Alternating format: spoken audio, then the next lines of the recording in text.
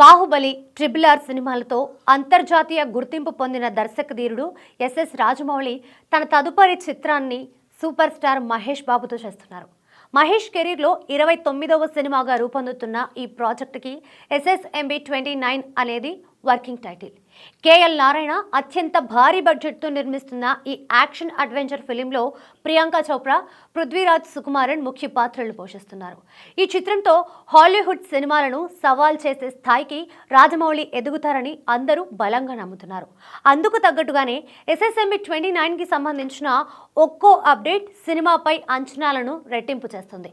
బాహుబలితో pan India ట్రెండ్కి శ్రీకారం చుట్టిన Rajamouli SSMB 29తో pan వరల్డ్కి శ్రీకారం చుట్టబోతున్నారు.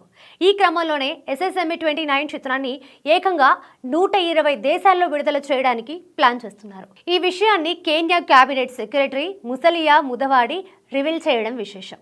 SSMB 29 చిత్రం ఆఫ్రికా అడవుల నేపథ్యంలో తెరకెక్కనుంది. ఈ మూవీ షూటింగ్ ఎక్కువ భాగం కేన్యాలో జరగనుంది.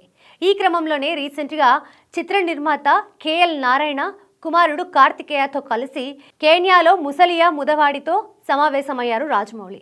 ఈ మీటింగ్కి సంబంధించిన ఫోటోలను తాజాగా సోషల్ మీడియాలో పంచుకున్న కేన్యా క్యాబినెట్ సెక్రటరీ తమ దేశంలో SSMB 29 షూటింగ్ జరగనుండంపై సంతోషం వ్యక్తం చేశారు. ప్రపంచంలోని గొప్ప ఫిలిం మేకర్స్లో ఒకరైన రాజమౌళి రూపొందిస్తున్న ఈ సినిమా తమ దేశంలో షూటింగ్ జరుపుకోవడం ఆనందంగా ఉందని తెలిపారు. 120కి పైగా దేశాలలో విడుదల కానున్న ఈ చిత్రం ప్రపంచవ్యాప్తంగా 1 బిలియన్ కంటే ఎక్కువ మంది ప్రేక్షకులను చేరువ అవుతుందని అన్నారు. ఈ సినిమా ద్వారా కేన్యా దేశం యొక్క అందం, ఆతిథ్యం ప్రపంచానికి తెలుస్తుందని ముసలియా ముదవాడి రాసుకొచ్చారు.